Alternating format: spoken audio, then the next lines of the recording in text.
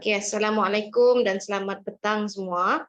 Okey, selamat datang saya ucapkan kepada tetamu yang hadir pada hari ini. Okey, selamat datang juga saya ucapkan kepada Datuk Dr. Mahinder, rakan-rakan warga pendidik, okey, para pegawai daripada JPN, ketua dan rakan-rakan pendidik sekalian ya. Okey, sekali lagi saya ingin mengucapkan selamat bertemu kembali ke sesi CDL bagi siri yang ke-99 pada hari ini. Okey, baiklah. Tanpa membuang masa lagi, di sini saya ingin menjemput yang berusaha Datuk Dr. Mahinder untuk sesi snippet reflex on. Okey. Baiklah Datuk, dipersilakan Datuk. Terima kasih Puan Nur Azura. Selamat petang dan selamat sejahtera semua. Terima kasih dapat bersama pada hari Jumaat ini dengan tajuk kita untuk petang ini adalah Our Values Taught of God. Sebenarnya dah lama kita selalu sebutkan perkara ini kerana 25 tahun, 30 tahun dahulu kita sebut tentang kepentingan nilai. Kita bermula berkaitan dengan bagaimana nilai merentasi kurikulum dan sebagainya. Kita tahu bahawa akhirnya apa yang masyarakat harapkan daripada sistem pendidikan adalah ahli generasi yang akan datang itu mempunyai nilai-nilai. Nilai-nilai yang terpuji yang diharapkan oleh masyarakat negara kita. So, tetapi selalu persoalannya timbul adalah adakah nilai ini perlu diajar atau adakah nilai ini perlu diperhatikan dan dihayati.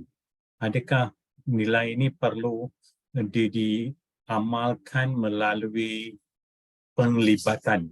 Kita melibatkan murid dalam aktiviti dan kita harap mereka akan dapat menghayati nilai yang diamalkan melalui aktiviti itu. So perkara ini akan sentiasa dipertikaikan. Of course kalau kita fikirkan kita akan dapat kedua-dua jawapan bahawa ada yang berfikir bahawa nilai itu akor. Nak terjemahkan terus dalam bahasa Malaysia ditangkap atau ia tak sesuai tapi dihayati, boleh dilihat dan apa yang sedang berlaku maka nilai itu boleh dihayati oleh individu yang perhatikan apa yang sedang berlaku. Atau adakah nilai ini perlu disampaikan oleh guru-guru atau ibu bapa dan sebagainya. Right? So kita ada dua mazhab pemikiran di situ. Mari kita lihat the next slide. Banyak kali saya ada gunakan slide ini bahawa masyarakat bila dilihat mazhab-mazhab tentang model pemikiran pendidikan atau kurikulum dalam buku Bennett dan Licom, The Way Schools Work, dia kata pembelajaran atau kurikulum yang berbentuk social meliorist model ni mereka anggap sekolah adalah tempat untuk membetulkan gejala sosial yang berlaku di luar. Maka kalau di luar sana banyak berlaku penagihan dada dan sebagainya, maka ia menjadi kewajipan sekolah untuk membetulkan tabiat buruk ini, gejala sosial ini. Menjadi kewajipan sekolah untuk kongsi tentang bahaya dadah dan sebagainya. Itu adalah pandangan mazhab social meliorist.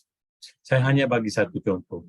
Tapi dalam satu arti kata yang mudah, social meliorist ini dianggap pendidikan atau sekolah adalah tempat untuk membantu juga membetulkan gejala sosial. Yang kedua, mazhab kedua ialah social efficiency model. Bagi mereka, kalau seorang dah lepas pendidikan menyediakan orang untuk kerja. Menyediakan pelajar untuk kerja bila tamat pengajian mereka. Walaupun apa jua pekerjaan. So, the school must prepare people for work. So, kalau kanak-kanak atau pelajar atau remaja lepas dah habis sekolah masih lagi tak boleh dapat kerja, maka mereka anggap bahawa ada sesuatu tak kena dengan sistem pendidikan. dengan kurikulum kita. Ada yang akan sambung belajar, it's fine, pergi ke universiti. Tapi ada yang lepas SPM, dah mula nak bekerja. Right? So adakah model kita atau sistem pendidikan kita atau kurikulum kita menyediakan orang untuk kerja? Yang ketiga ialah humanistic model.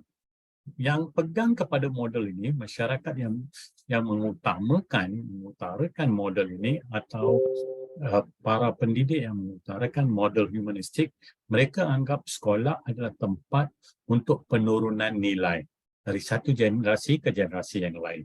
So kalau nilai itu tidak tersemadi dalam kanak-kanak, maka mereka anggap sistem pendidikan itu kurang berjaya kerana mereka mengutamakan nilai. What are the values? What are the takeaway daripada sistem pendidikan? Mazhab yang keempat ialah developmentalist model. Mereka anggap sekolah adalah tempat yang patut mengilap bakat dan kebolehan murid. Setiap murid ada kebolehan dia sendiri. Mereka unik. Setiap murid adalah unik. Ada yang boleh belajar dengan laju, ada yang sederhana, ada yang perlahan. Tapi kesemuanya patut kita yang dalam developmentalist model ini mereka anggap setiap pelajar tu boleh dibangunkan bakat dan kebolehan mereka. Dalam banyak ini kalau kita cakap tentang values taught and caught, banyak tu terkandung di bawah mazhab humanistik.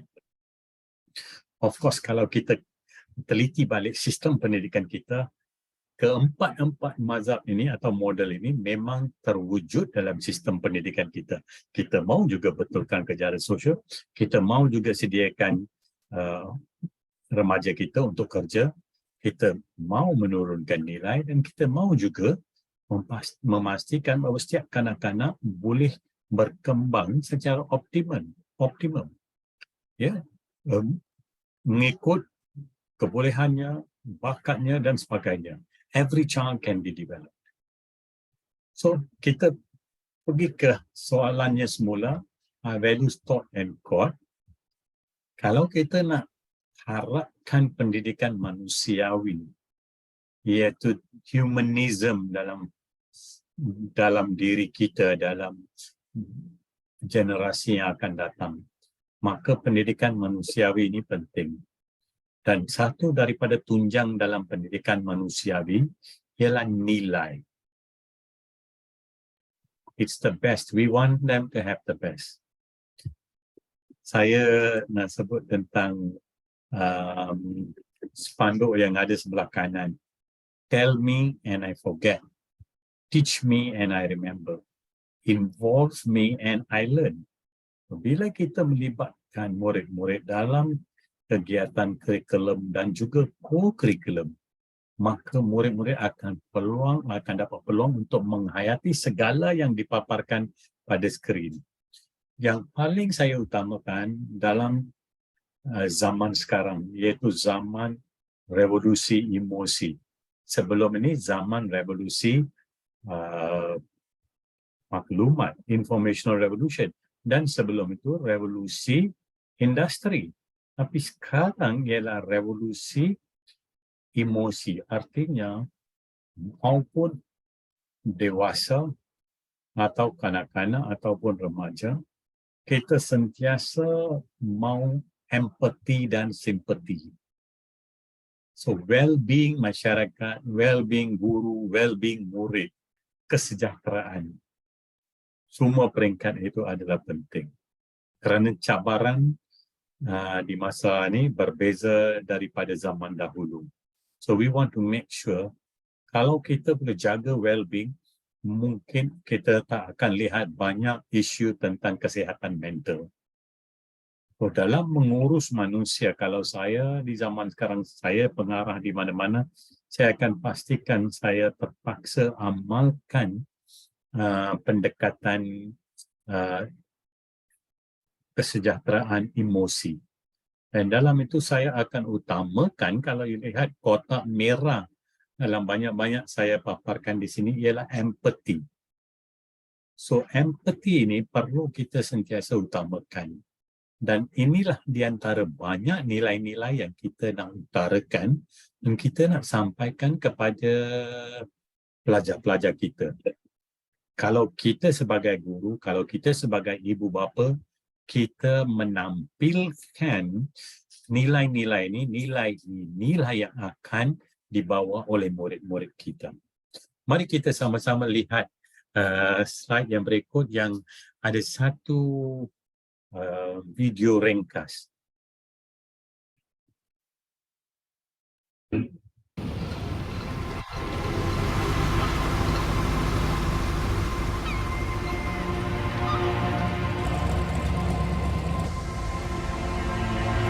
Let me tell you something about kids these days. 爸，你看，为什么我们的环境是这样子的？ Always so curious. Always looking for answers. 走吧。你看这边还有很多。 It's a more complicated question than they think. But the answer is quite simple. It started when one person stopped caring, followed by another person, and another person, until everyone follows and does the same. 爸，如果我们2个人一起开始打扫这个村子，那其他人也会跟着做吗？ But what can one man do to fix the problem? 妈妈在家里等着，我们还是先回去布置吧。 Let alone a child.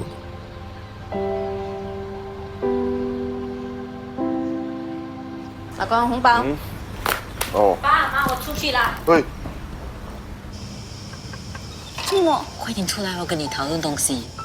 OK， 我们可以从这边开始，然后去这边，然后去这里。救救我们2个人罢了。来看看啦。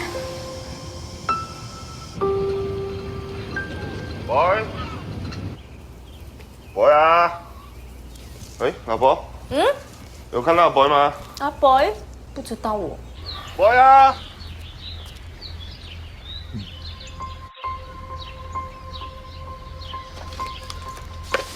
阿 boy，哎，你们来了啊！ It's hard for kids to understand how difficult it is to change the world. And I'm glad they didn't.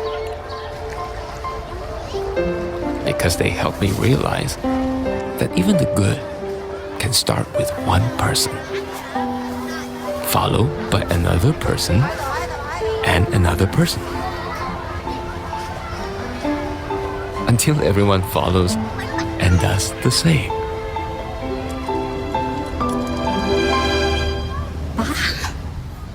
爸来帮你。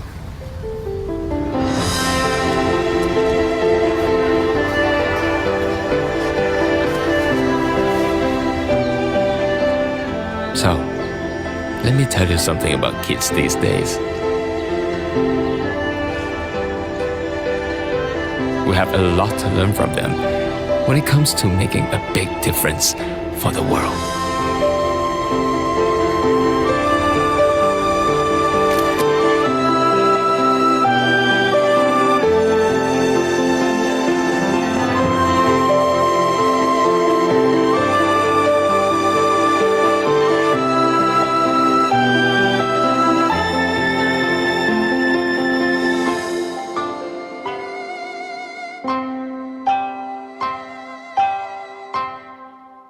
So tuan-tuan dan puan-puan, daripada satu video itu kita dah nampak bahawa bagaimana apa yang kita lakukan di sekolah ada carry over values. Mereka akan bawa mengamalkan nilai-nilai itu bukan saja di mana mereka belajar tetapi juga di mana mereka tinggal. Because school is a microcosm of society. Kalau kita lakukan yang terbaik di sekolah, nilai-nilai itu yang akan juga dibawa ke tempat di mana murid-murid kita tinggal dan dalam masyarakat. So ini adalah satu perkara yang penting, walaupun nilai itu ada values are caught or taught, kita boleh gunakan kedua-dua cara. Biar kita sebagai guru sentiasa 100%, 24/7, kita sentiasa diperhatikan oleh anak murid kita. Kita tak boleh sukar untuk kita suruh murid kita berhenti merokok kalau kita keluar saja daripada kawasan sekolah dan kita merokok. lepas tu kita nak kata tentang bahaya rokok dan sebagainya, mereka susah nak percaya. So kita kena menjadi teladan yang terbaik untuk murid-murid kita. Kerana orang kita selalu fikirkan bahawa saya seorang guru biasa, saya bukan pemimpin, biarlah pemimpin yang tunjuk teladan yang terbaik. Tidak. Seorang guru yang berdiri di depan kelas itu dia memang sememangnya dia pemimpin. Dan sentiasa murid akan nak melihat kepada guru sebagai dia punya contoh, sebagai teladan dia. So kita tak ada pilihan ya. Kita tak ada pilihan, we must always be at our best supaya murid bawa nilai-nilai yang kita tunjukkan, yang kita pamerkan. Dan juga rakan-rakan ya, saya akan akhir dengan contoh ni. Tahun 2007 atau 2008 melawat sebuah sekolah dekat Machang, Kelantan. Dan guru besar tu beritahu saya, dia kata, Dr. Mahinder, kalau you boleh nampak sampah di sekolah saya, you boleh pungut dan bagi pada saya. Sekolah rendah dan sememangnya tak ada sampah langsung. Can you imagine dengan adanya murid darjah 1 dan tak ada yang buang sampah. Dia boleh budayakan nilai tersebut. Dan nilai itu berkekal. So tuan-tuan dan puan-puan, itu saja daripada saya. Saya akhiri dengan satu kata hikmah yang saya rasa penting, bahawa it is easier to build strong children than to fix broken adults. It is easier to build strong children than to fix broken adults. So kita bagi yang terbaik kerana mereka lah generasi yang akan datang. So bagi yang terbaik, bina karakter mereka, bina nilai sasiah, adab dan sebagainya, bahasa yang terbaik, bahasa yang terpuji. So tuan-tuan dan puan-puan, kita boleh dapat ilmu daripada pelbagai pihak, daripada buku, majalah dan sebagainya. So sama-sama kita menerokai buku dan bacaan, kerana reading is thinking. If a child can't learn the way we teach, maybe we should teach the way they learn. Itu saja daripada saya, tetapi sebelum saya akhiri sesi saya untuk hari ini, Cik Siti akan pamerkan ya satu poster tentang seminar yang akan berlangsung pada 5 hari bulan Ogos. Okey, ini adalah poster Schooling to Maximize Learning oleh Mr. Javier Aguela. Memang pakar dalam bidang ini. Let's deepen our understanding of the role of cognition in learning. Mungkin ada juga kaitan dengan apa yang akan disampaikan oleh Mr. Rajinder hari ini juga. Tentang satu perspektif cara nak belajar. So kita sama-sama, saya harap kita boleh mengambil 1-2 minit sekarang sebelum Encik Rajinder mula. Ada link dia di bawah dan saya akan minta Puan Nur Azura ke atau Siti untuk menaikkan link dalam chat, dan tuan-tuan dan puan-puan boleh terus masuk sekarang juga dalam seminit. Dia nak 2 butir aja, nama dan email. Ya, ada yang sudah mendaftar. Terima kasih Puan Suzila. Ya, kita sama-sama, saya rasa ini adalah satu peluang untuk kita. Kalau dalam keadaan yang lain mungkin kena bayar, tapi ini adalah percuma. Percuma, link sudah dimasukkan. Tolong ambil 2 minit saja untuk daftar. Untuk daftar pada hari tersebut. Termasuk tauke kita untuk hari ini, Cik Rajinder. Dia orang kampung saya. Satu kampung. So just 1 minute, kalau boleh daftar, boleh terus masuk dalam chat, sudah daftar. Boleh gunakan QR code atau boleh gunakan link. Okey, boleh masukkan link semula ke? Dr. Zalina atau Siti boleh masukkan. Itu dah ada link semula.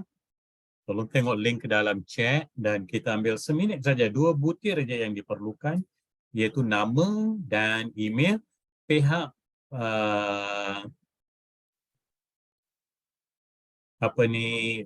organisasi Encik Harry akan hantar email kepada anda dengan acknowledgement.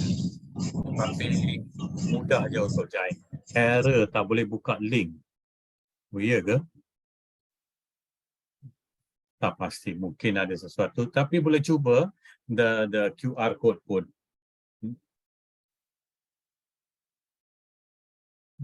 Adakah yang link tidak boleh dibuka? Oh, ya ke?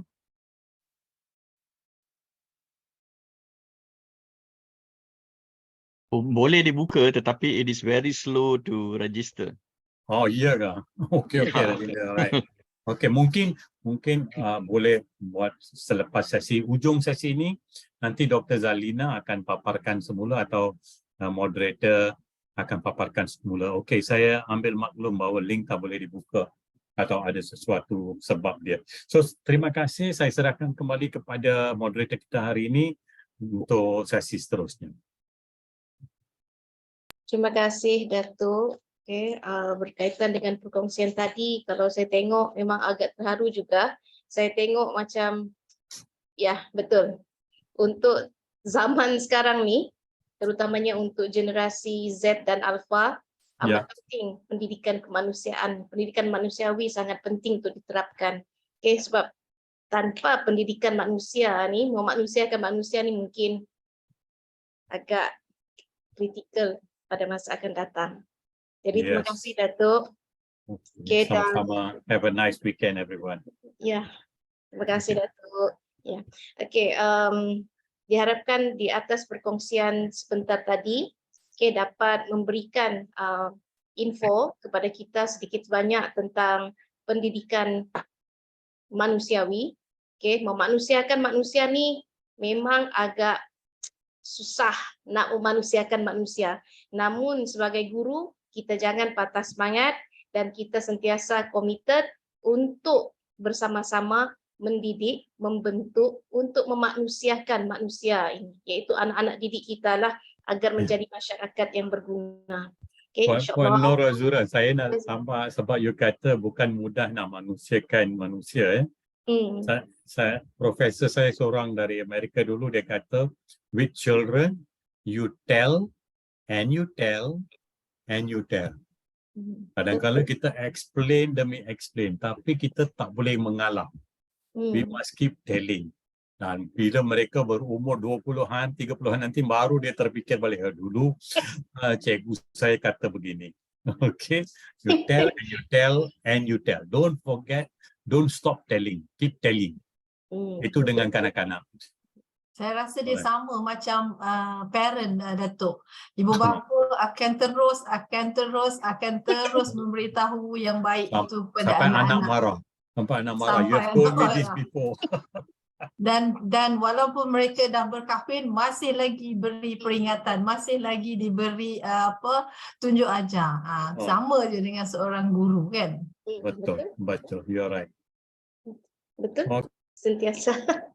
Ya, sentiasa. Ya, terima kasih Datuk, terima kasih Dr. Zalina di atas tadi kan perkongsian tadi itu memang sangat pentinglah. Memang yalah kita jangan patah semangat dan kita sentiasa terus mengingatkan seperti yang seperti tadi Datuk katakan, keep on telling. Ya, sentiasa terus ceritakan, maklumkan, ingatkan, okey. Dan saya harapkan perkongsian ini dapat membantu kita sebagai pendidik untuk mendidik, membentuk agar anak-anak ini akan menjadi anak-anak yang berguna. Okey. Okey, baiklah. Masa sekarang sudah jam 3:11. Jadi terima kasih sekali lagi Datuk. Okey, terima kasih lagi sekali lagi saya ucapkan kepada Datuk. Okey, dan oh ya, lupa saya nak ucapkan selamat datang kepada rakan-rakan pendidik yang baru sahaja menyertai kita pada petang ini. Okey, selamat datang saya ucapkan. Okey, dan sebelum kita mendengar sesi perkongsian, di sini saya ingin berkongsi sedikit lah ya.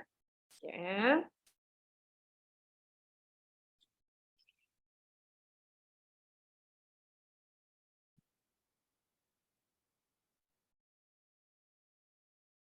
Okey. Okey, selamat datang ke sesi perkongsian ilmu siri yang ke-99, CDL Hands-on Online Session. Okey.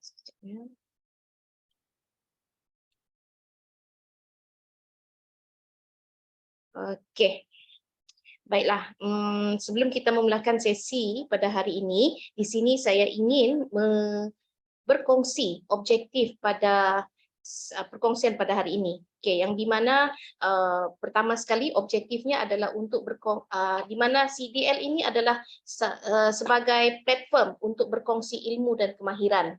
Okey, dan yang kedua, objektifnya adalah untuk membangunkan kompetensi guru. Okey. Dan yang ketiga, meningkatkan keupayaan guru, dan yang terakhir sekali di mana kalau kita lihat ya, CDL ini dapat menghubungkan kita. Macam saya di Sarawak, saya boleh berkomunikasi dengan Dr. Zalina, saya boleh berkomunikasi dengan Dr. Mahinder, saya boleh berkomunikasi dengan Tutor Raj, dan juga rakan-rakan semua. Okay, di mana kita dapat membina jalinan dan jaringan yang berterusan. Okay. Jadi di sini juga saya ingin kongsikan kepada rakan-rakan pendidik yang baru sahaja menyertai CDL pada hari ini. Di mana kalau kita tengok ya, para peserta yang ingin melanggan sebagai ahli CDL boleh melanggan sebagai ahli CDL, dan pendaftaran adalah secara percuma sahaja. Dan peserta akan mendapat jemputan melalui email yang disertakan semasa mendaftar. Dan untuk pengetahuan rakan-rakan pendidik semua, sesi perkongsian ini berlangsung pada setiap hari Jumaat, iaitu selama 1,5 jam, bermula pada pukul 3 petang hingga 4:30 petang. Dan perkongsian ini dilaksanakan secara hands-on walaupun secara maya. Secara online kita tetap jalankan secara hands-on. Dan berita baik untuk rakan-rakan pendidik yang menyertai sesi CDL akan diberikan sijil menerusi pautan yang akan diberikan pada akhir sesi nanti. Tanpa membuang masa, kalau kita tengok di sini ya, selamat datang ke sesi CDL siri yang ke-99, di mana hari ini diperkenalkanlah ya, di mana speaker kita iaitu Tutor Raj ya, ataupun dikenali juga sebagai Sir Rajendra Singh. Yalah, kalau saya tengok memang Tutor Raj ni orang otai matematik lah, memang hebat matematik. Saya tengok dia punya siri pengajaran di dalam kelas pun, saya pun macam wow, hebatnya. Saya pun macam terinspirasi daripada Tutor Raj juga sebenarnya ya. Dan di sini sebelum kita memulakan sesi perkongsian bersama dengan Tutor Raj, di sini saya ingin membacakan profil beliau sedikit sebanyak tentang beliau lah. Kalau saya tengok daripada PDF yang diberikan, memang agak menakjubkan lah. Di mana Tutor Raj ni seorang yang kalau kita lihat sangat bersemangat dalam pengajaran sains dan matematik. Memang kalau kita tengok pun daripada FB beliau, memang banyak memperjuangkan dan sangat bersemangat dalam pembelajaran pengajaran sains dan juga matematik. Dan yang kedua, kalau kita lihat juga lagi beliau juga adalah seorang yang sangat menggemari aktiviti hands-on dalam pengajaran di dalam kehidupan seharian kita. Dan kalau kita lihat juga, Tutor Raj ni adalah seorang yang sangat positif dalam menggalakkan kreativiti dan sangat aktif mempromosikan kemahiran berfikir aras tinggi, iaitu KEBAT, bagi meningkatkan kemahiran berfikir dalam menyelesaikan masalah. Memang hebatlah. Kalau saya tengok, memang hebatlah Tutor Raj ni. Saya pun bangga dapat berkenalan dengan beliau dan terinspirasi daripada beliau, di mana beliau ni ialah kita tengok sangat committed, mengajar online memang hebat. Saya suka sangat. Dan kalau kita lihat Tutor Raj juga banyak dijemput oleh pihak sekolah dan juga institusi seperti Institut Perguruan Malaysia dalam pelbagai bengkel, selain dijemput sebagai penceramah di Politeknik dan juga PPD. Beliau juga pernah menggalas tugas sebagai JU dalam bengkel futuristik STEM, bengkel Desmos dan GeoGebra bagi mata pelajaran matematik. Banyak lagi lah sebenarnya kalau saya lihat di sini Tutor Raj ni. Memang sangat hebat lah. Ya, tahniah Tutoraj. Okey. Jadi tanpa membuang masa, di sini saya ingin menjemput Tutoraj untuk membuat perkongsian beliau. Okey, dipersilakan Tutoraj. Okay. Terima kasih Cikgu Azura, terima kasih Dr. Mahinda, Dr. Zalina dan juga rakan-rakan CDL yang lain. Okay. Hari ini merupakan hari kita siri yang ke-99. Okay, bertuahlah siapa yang buat minggu depan nanti ya, siri ke-100. Alright. So, seperti yang diperkenalkan tadi ya, saya Rajinder Singh dan asalnya sama dengan kampung Datuk Mahinda, okey, di Batu Gajah Perak. Siapa-siapa yang kalau bersinggah kat Perak tu nanti bolehlah hubungi manalah tahu mungkin ada salah seorang di antara kami di sana ke, bolehlah kita layan. Tapi sebelum itu saya ingin minta maaf ya sebab mungkin peserta yang join sesi ini you akan dengar suara latar belakang yang agak bising. Sebab saya punya neighbor kat atas ni masa ni jugalah dia nak buat renovation. Okay, so I harap suara tu jelas boleh saya check sistem saya sekali lagi. Kelas, jelas ke suara saya ni? Sebab saya risau lah kalau ada yang tak boleh dengar. Okay. So, Suara is okay. alright Suara okay, tapi betul lah macam Cik Rajina kata, the background tu ada kita dengar. So, tak apa. Tak apa. And berkenaan dengan perkongsian hari ini, dia sebenarnya lebih kepada visual. Tapi kita pun sedar macam kita pernah baca sebelum ini ataupun pernah diberitahu sebelum ini, pelajar kita kalau tadi dia nak menimba ilmu, nak belajar, so biasanya dia ada beberapa deria yang mereka akan gunakan. Dia ada visualnya, ada audionya daripada pendengaran. Sebab ada setengah budak-budak ni kalau kita tengok kan, dia walaupun kita rasa macam dia seolah-olah tak memberikan perhatian di dalam kelas, tetapi sebenarnya dia dengar apa yang cikgu dia cakap, so boleh katakan dia tu lebih kepada audio.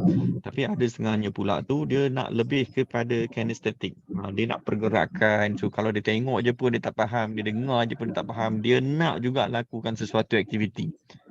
Right? So again, it is actually depends on individual.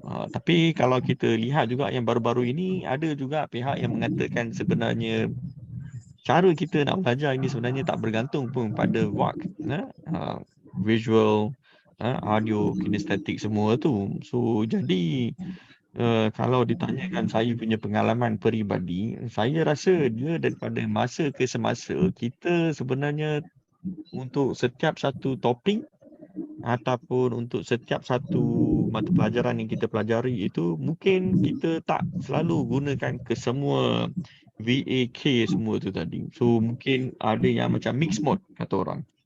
So jadi apa yang saya akan buat, saya akan cuba sharekan saya punya slide dan kita akan cuba lihat betapa menariknya kalau tadi kita boleh kalau tadi kita boleh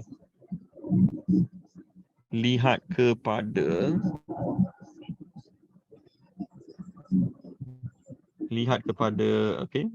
visual learning itu tadi. Alright, slide saya di sini agak kabur sedikit, okay? Tapi tak apa.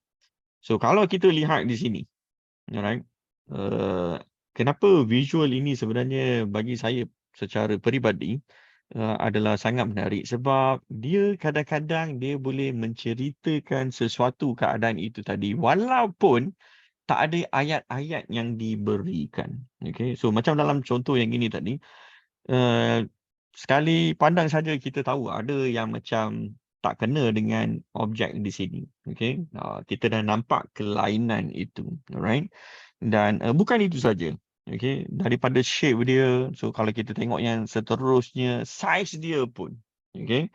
So kalau kita tanya dengan pelajar kan, apa yang tak kena dengan gambar rajah ini tadi, so sudah pastinya mereka akan bagi tahu ada bulatan yang size itu agak besar dan diorang boleh pinpoint dengan lebih tepat kedudukan itu semua tadi. Alright, so Oh, dan register. Thank you Nurul Sakinah. Ada juga yang dah register. Saya tadi nak cuba register. Dia very slow. Nampak gayanya lepas inilah Datuk. Kita akan cuba register nanti. Okay. So Boleh, jadi boleh. yang ini tadi dia pasal size. Kalau yang sebelum tu tadi kita lihat pasal dia punya shape kan. Alright. So yang ini color. Okay. Color ini sebenarnya kepada mereka yang selalu lihat ataupun cenderung menggunakan visual, kadang-kadang color ini tadi dia juga boleh memberikan signal yang salah. Okay. So untuk itu nanti kelas kita akan lihat apa yang saya maksudkan dengan signal yang tak betul itu tadi. Okay. So kalau kita lihat di sini orientasi pun it is very clear cut. Okay. So di sini pun kita boleh lihat so sangat mudah. Sekali pandang saja kita dah boleh tahu yang mana tak betul kedudukan rajah yang diberikan itu tadi. Okay. And over here, now, saya tak tanya apa-apa soalan. Tapi kalaulah tadi macam kita nak buat sesi perkenalan, melihatkan saja kepada rajah ini tadi, agaknya apa soalan yang saya nak tanya kepada peserta tadi? Siapa tahu? Kod-kod lah ada yang nak kongsikan ke, okay. Melihatkan kepada peta Malaysia ini, so biasanya lah kan, agaknya apakah yang you all rasakan soalan yang ingin saya ajukan. So ada siapa-siapa yang nak cuba meneka? Okay, ada yang kata okay, bendera negeri. So jadi kelas nama negeri, okay. Tapi tak salah, okay. Jawapan yang diberikan tu betul, okay. Sebab itu yang akan terlintas di dalam minda kita. Tetapi visual ini sebenarnya dia akan menjadi lebih kata orang itu efektif, terutamanya kepada pelajar jika ada diberikan dia punya tagline ataupun sedikit wording yang disertakan dengan rajah-rajah ini. So negeri-negeri di Malaysia, yes, okay. So some of you things yang itu kan. So yeah, why not? Negeri yang akan terlibat dalam PRN. Nampak macam-macam Ada yang kata warna negeri yang terlibat, berapa negeri dalam Malaysia. Ya, memang betul. Okay. Semua tu sebenarnya tak menjadi salah pun, okay.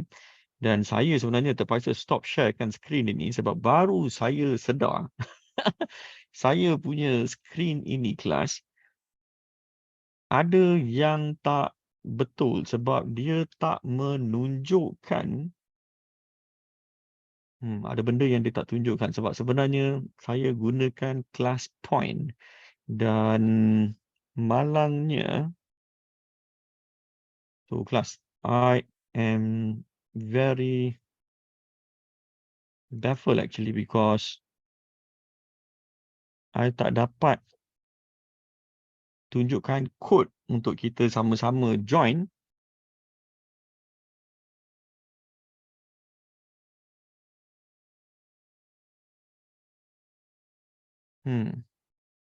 Kelas, sorry for all this inconvenience.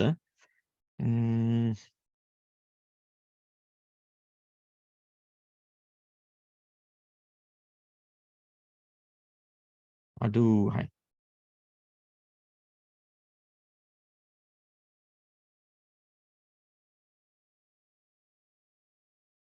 So dia tak timbul lah apa yang saya dah setkan. Dia sebenarnya kelas dia kita sepatutnya ada kod, but then unfortunately tak ada kod itu tadi never mind. I think I can just continue with the presentations. Mr. Raj buat macam dulu-dululah live. Yes. Of course, I will definitely share some interesting experiment with all of you, right? So, jadi kelas, kita balik kepada kita punya slide ini tadi. So, nampaknya kita tak boleh dapatkan data-data live nantilah. Sebab dia sepatutnya ada beberapa soalan yang bila saya tanya itu tadi kelas. Sebenarnya yang ini. Okay, so ini yang kita nak tanya. Baru dia keluar dia.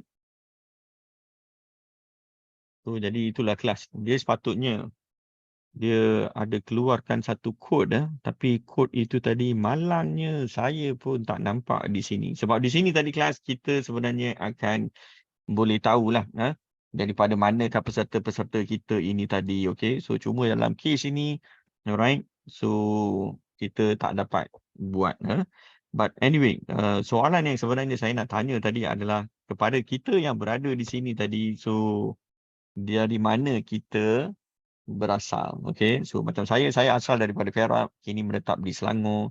So mungkin ada yang datangnya macam Cikgu Hana, dia daripada Sabah, okey. So all this actually, these feedbacks, okey, sebenarnya kita boleh kumpulkan di dalam kita punya class point itu tadi So ada yang daripada Brunei. Oh, we have Suzila from Brunei. Oh, okay, good. So kita ada Emily daripada Kedah. So kita ada siapa lagi? Raja Khatijah Perak. Oh, ini orang Perak ya, amboi. Taman kalau sembang dengan orang Perak ni suka benar. Alright. So now Rozera Sarawak, Wan Pahang, NZ KL, Cikgu Put, Ipoh Selangor. So anyway. So ini antara beberapa feedback yang kita boleh dapat daripada pelajar. Okay, instead of kita just tanya where are you from. So actually doing this interactive way actually should be even interesting. Tapi itulah kelas. Saya agak kecewa lah kenapa tak keluar dia punya code tu. Alright. But anyway. Kelantan sekarang menetap di KL. Ahmad, saya pun dekat KL Ahmad. Nanti lepas ni manalah tahu kod-kod senang ke kita boleh jumpa. Alright. So kalau yang gambar ini pula sebenarnya tanpa ada apa-apa perkataan apakah yang you all rasakan message yang nak disampaikan? Ada siapa-siapa yang nak kongsikan pendapat dia? Melihatkan kepada rajah yang ini tadi, agaknya lah apakah Salina favorite subject? Oh, which subjects do you like?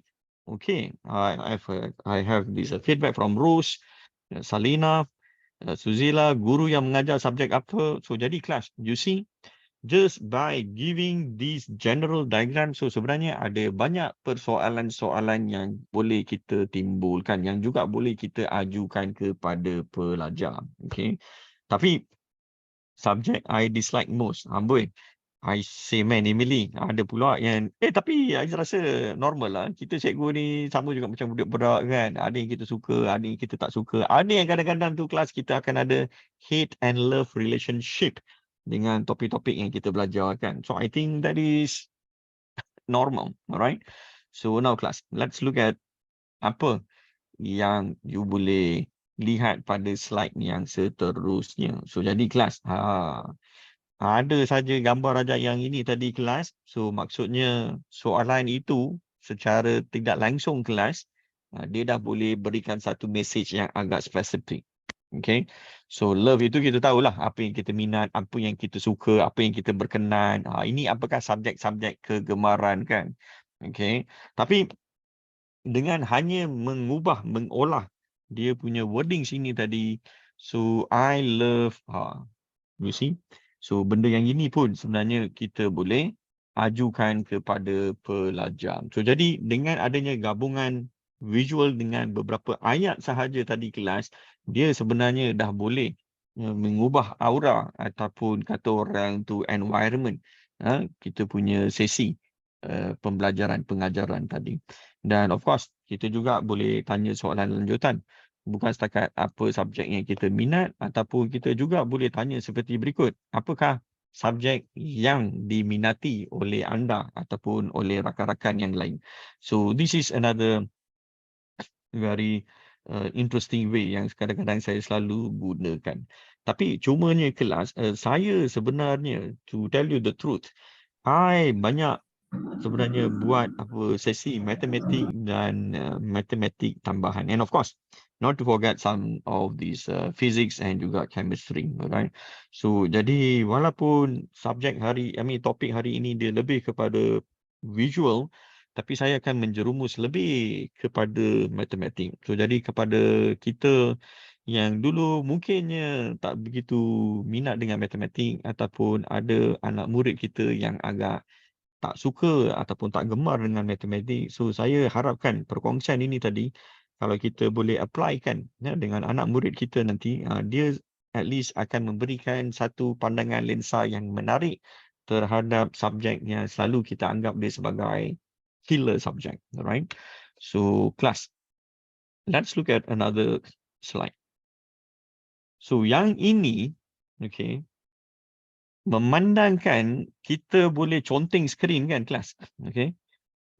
Kita boleh annotate, right? So if you go to the annotation class, boleh tak siapa-siapa yang tolong conteng dan lukiskan yang rupa bentuk apple itu tadi kelas. Come on, just write down on this screen. You can always go to the annotate tu tadi kelas dan lukiskan dia punya bentuk apple tadi. Ada siapa-siapa yang nak tunjuk dia punya sampel lukisan apple di atas skrin ini? Tiaga Rajan, subjek istimewa. Ask me my favorite subjects. Kelas. Percayalah cakap saya, apple ini sebenarnya somehow macam ada yang meniru sahaja kan. Kita boleh nampak dia punya rupa bentuk yang agak umum kelas. Okay. So macam Nurul Huda ada lukis, Nora pun dah lukis, Suzilah pun dah lukis, Liana dah lukis. So jadi kelas, apple ini apa yang menariknya di sini tadi adalah kita seolah-olah macam sudah di setkan minda kita bahawa apple itu tadi rupa dia mestilah seperti berikut. Kelas. Okay. Dan kepada mereka yang agak kreatif, so apa yang mereka akan buat? Mereka akan ada yang si daun ini tadi. Okay. So ni yang ada daun ni tadi kan. So jadi itu lagi satu kata orang tu yang boleh mereka buat. Okay. Dan kepada mereka yang nak tunjukkan sedikit kelebihan lagi kelas, mereka akan letak tanda yang gini. Okay.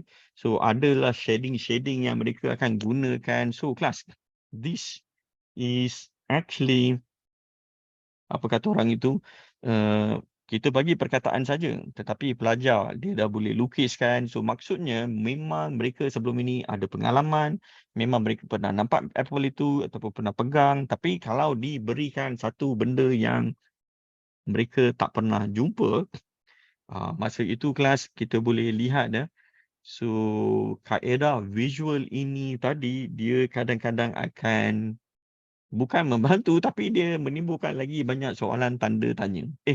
Kenapa begini? Kenapa begitu? So jadi kelas, this is actually sometimes I would say ada sedikit kelemahan lah kalau kita lihat daripada segi visual itu tadi. Okay? Tapi janganlah disebabkan kelemahan itu tadi kita anggap yang visual ini tadi sebenarnya tak akan membantu pelajar. Sebenarnya kebaikan dia itu sebenarnya terlampau banyak yang mana dia akan mengatasi keburukan belajar secara visual itu tadi. Okay? Dan secara tak langsung kita yang sempurna sifat kita dengan dera-dera ini tadi, rasanya kita patut bersyukur kelas. Sebab kita boleh lihat warna, boleh bezakan warna dan macam-macam yang kita boleh timba ataupun kita boleh deduce, kita boleh bina conjecture dengan melihat sesuatu yang berlaku di sekeliling kita ataupun apa yang cikgu-cikgu ajar di dalam kelas. Right? So I'm going to clear all this. So itu rupa bentuk arm apple tadi. Ini siapa pula yang melukis lagi ni ya? So kelas, let's see on the next slide. Apakah lukisan umum? Ada pattern dia yang you akan nampak kelas, yang mana tak kira lah kita pelajar di Semenanjung ke, di Sabah, Sarawak ke, sekolah rendah, sekolah menengah ataupun kita yang dah mula bekerja ini, you biasanya akan tunjukkan pattern yang sama. So apa kata kita lihat kepada slide yang seterusnya. Cup of coffee and tea. Okay, coffee ataupun tea. So kelas, macam mana agaknya lukisan itu tadi? And I can tell you, you will always get almost the same gambar rajah kelas. Okay. So let's see macam mana rupa bentuk cup ataupun you punya bekas minuman kopi dengan tea itu tadi kelas. Okay. So biasa memang dah boleh dijangkakan kelas. dia akan ada cup, dia akan ada yang pemegang, dia akan ada saucer piring tu tadi. Dan saya nak tengok siapa yang ada buat memang kelas. Tak dinafikan lah. Memang kita ni dah macam ada satu template. Bila kata saja cerita pasal cup kelas, percayalah mesti ada rupa begini kelas. Okay. So ada handle dia. Okay. Dan kalau kita lihat kepada feedback-feedback yang diberikan kelas, rata-rata banyak lukisan ini tadi dia ada dia punya plate. Kelas ada dia punya plate. Dan kalau nak tengok lagi mereka yang kreatif ini tadi kelas, dia ada letak tanda yang ini tadi. Ini menunjukkan yang ianya panas. Okay. So that is the basic. So jadi kelas, apa yang saya nak bagi tahu di sini tadi adalah visual ini sebenarnya dia seolah-olah memberikan satu gambaran yang agak universal. Okay. But then lukisan-lukisan yang dibuat ini juga kelas, visual yang ditunjukkan, sebenarnya kita juga boleh nilai kreativiti ataupun bagaimana seseorang itu berfikir secara critical. Alright. Now, can we start with the next drawing class? Pokok kelas. Agaknya apakah visual yang biasa dilukiskan nak membayangkan pokok itu tadi? Dan sekali lagi, percayalah cakap saya, kita tak boleh lari daripada pattern umum tadi. Okay. So kalau kita lihat lukisan yang buat daripada Ong, Ros, Pavitra, siapa lagi? Nurul, Nur Fatin. So nampak tak? Dia memang ada ciri-ciri standard, template dia tu tadi kelas. Seolah-olah pokok ini tadi mesti kita tak boleh lari daripada dia punya batang. Kan? Lepas tu apa lagi? Adalah dia punya yang ini tadi. Kepada mereka yang agak kreatif tu tadi, dia akan letaklah beberapa dahan dalam tu. Okay. So ada juga yang akan letakkan rumput-rumput ke, lalang ke dan sebagainya. Okay. Dan kepada mereka yang terlebih kreatif ni pula, dia akan letaklah buah-buahan ke. Okay. So dan tak dilupakan yang kita minta sebenarnya hanyalah pokok. Tetapi kelas, jangan terkejut. Ada juga yang kadang-kadang dia akan berikan pemandangan. You see? So that is why doing this activity, I always love to see how my students actually they are going to convey message di pasal pokok itu tadi. Okay? So again class, soalan dia mudah. Cantik lakaran pokok tuan penceramah. Oh ya ke? I say man, thank you Cikgu Hana. Okay? So jadi kelas, itu yang kita boleh lihat pasal si visual ini tadi. Tapi macam saya katakan tadi visual ini tadi kadang-kadang kita kena berhati-hati sebab ada setengahnya yang kadang-kadang tak nampak apakah nombor itu tadi. Alright? So macam yang ini kelas, biasanya kita gunakan untuk tahu sama ada pelajar kita itu tadi adakah dia buta warna ataupun tidak. Okay. So jadi kelas, macam mana? Siapa tahu apa nombor yang ada di sini? So kalau kita tengok ramai yang isikan nombor 12. Okay. So memang betul. Tapi percayalah cakap saya, kadang-kadang ada setengah antara kita ini tadi akan merasakan, tak nampak pun nombor 12 itu. Sebenarnya ini nombor 12 dia. Okay. So jadi kelas, kalau kita seorang pendidik yang memang suka berkiblatkan kepada lukisan-lukisan, okay, ataupun kita percaya visual learning itu tadi sangat bagus. So jadi kita juga perlu berhati-hati. So nasihat saya, ada eloknya kita buat random test ini tadi dengan murid-murid kita untuk mengetahui adakah mereka ini tadi ada di kalangan mereka yang tak boleh bezakan warna. Kesian mereka nanti kita buat slide cantik-cantik tapi mereka tak boleh nak bezakan. Okay. Ada yang buta warna. Ya, Nur Ismawati ada. Dan agak malang jugalah kepada mereka yang ada problem nak mengenali warna-warna ini, biasanya untuk melanjutkan dalam bidang-bidang tertentu, biasanya mereka takkan diterima masuk. So, jadi saya rasa kita sebagai pendidik di sini sepatutnya perlu peka jugalah dengan masalah yang dihadapi oleh pelajar kita supaya janganlah kata orang kalau dia berminat sangat nak membuat kejuruteraan elektrik, okey, ataupun minat sangat dengan bidang elektrik yang perlukan wiring ini tadi. So, itu sebabnya kalau kita lihat antara salah satu syarat mereka nak roll into that course tadi, mereka kena pastikan yang mereka tidak alami masalah mengenali warna itu tadi kelas. Okay.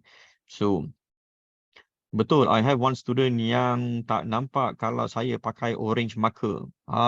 Nampak tak Harniza kan? Okey, Dr. Zalina 12 warna orange. Ini yang bagus ni okey lah kan. Tapi kadang-kadang ada peratusan yang kecil kelas. Mereka agak malang sebab mereka tak boleh bezakan warna dengan nombor yang diberikan dalam kad begini.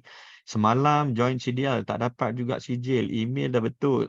Ini Cik Mazidah, nanti kita akan cerita dengan lebih lanjut di akhir sesi ini nanti kepada mereka yang pernah join sesi ini tapi tak dapat sijil itu nanti. So diharapkan hari ini bila kita berikan nanti, semoga semuanya okey lah, dapatlah sijil tu nanti. Alright. So anyway, let's move on with the next slide. Okay. So jadi kelas setakat ini dia baru kata orang ni peringkat mukadimah saja. Saya nanti akan buat the visual tu nanti dengan menggunakan eksperimen yang saya boleh gunakan dengan bahan-bahan yang ada di sekeliling saya. Alright. So now, what about this number kelas? Kalau tadi dapat nombor 12 kan? So yang ini pula apa nombor dia? Okay. Alright. So ramai yang nampak jawapan dia tadi adalah C. Okay. So memang nampak 6 kelas. So sekali lagi, kepada mereka yang kadang-kadang malu tak nak mengaku lah, konon-konon tak nampak kan. So jadi kelas saya lukiskanlah rupa bentuk nombor 6 itu tadi. So jadi ini Alkisah nombor 6 kita. Okay. So there you are. Alright. Mentang-mentang lah dah tahu nombor dia tu. Semua pakat tanya no. Okay. So now let's go to the next one. Yang ini dia ada gabungan dengan beberapa warna yang lain. So kadang-kadang tak begitu mudah untuk mereka nak mereka. Tak perlu, yang penting isi link kehadiran pada sesi supaya dapat sijil. Okay. So ada yang kata nombor 2. Thank you for those who thinks that is number 2. Tahniah. Ni ada Zeti kat sini ya. Ni Zeti mana ni? Zeti Zalwani ke? Kalau Zeti Zalwani mungkin saya kenal lah. Alright. So yes, kelas. Memang betul. Jawapan dia adalah 2. Alright. So let's move on to the next one. Okay. Let's see. Apa cerita kita seterusnya. So yang ini pula kelas. Wah, Just Chan, Pavitra, Nurul, Emily, Amy, Muhammad Hey, Nurul Huda. Okey kelas. Memang baguslah. Baguslah kepada mereka yang boleh nampak si nombor ini tadi. So memang betul. Tahniah diucapkan kepada semua kita yang berjaya jawab dengan betul. Okey, so Maizun, Hayati, Anis, Ongpo, Kasmita, Rohana. So jadi kelas. Tapi persoalannya sekarang dengan adanya visual-visual yang kita nak tonjolkan ini tadi, so adakah ianya sesuai untuk semua subjek ataupun subjek-subjek tertentu sahaja? What do you think, kelas? Adakah nak belajar secara visual ini tadi boleh diguna pakai kepada keseluruhan spektrum silibus ataupun topik yang ada dalam kita punya KPM ataupun hanya topik-topik tertentu sahaja? So, anyone? You like to share with me your idea? Adakah ianya sesuai nak dibuat visual ini terhadap semua subjek ataupun hanya ada beberapa subjek tertentu sahaja yang akan kata orang tu lebih efektif dan efisien kalau sesi itu kita buat secara visual. keseluruhan topik tertentu, semua all subjects no problem, sesuai untuk semua subjek tertentu, semua provided, bijak pilih bahan sesuai untuk topik tertentu sahaja, bagi pendidikan khas pembelajaran sesuai untuk semua subjek. So jadi kelas ini saya pernah pun bertanya dengan beberapa rakan pendidik yang lain. So mereka memang ada mixed reactions kelas. Ada sebahagian di antara kita yang kita rasakan memang boleh digunakan untuk semua topik yang kita ajar. Tapi ada juga di antara koma ni yang koma rasakan mana boleh Raj kan. Ada setengah topik tu tak boleh. Dia tak nak kena terang, kena tulis. Dia tak boleh. Dia banyak kepada melihat mendengar. Okey, dan membaca dan menulis. So jadi ada setengahnya susah nak dibuat. Tapi saya dulu pun memang ada mixed reaction macam itu. Yang mana saya rasakan betul. Memang ada setengah subjek yang memang kita tak boleh nak luahkan dalam bentuk grafik. Tetapi sejak kata orang tu PKP lockdown saya sebenarnya sudah beralih saya punya belief, saya punya kepercayaan bahawa kalau tadi ada setengah yang kita boleh buat, tak boleh buat, tapi sekarang saya percaya sebenarnya sekarang ini semuanya boleh.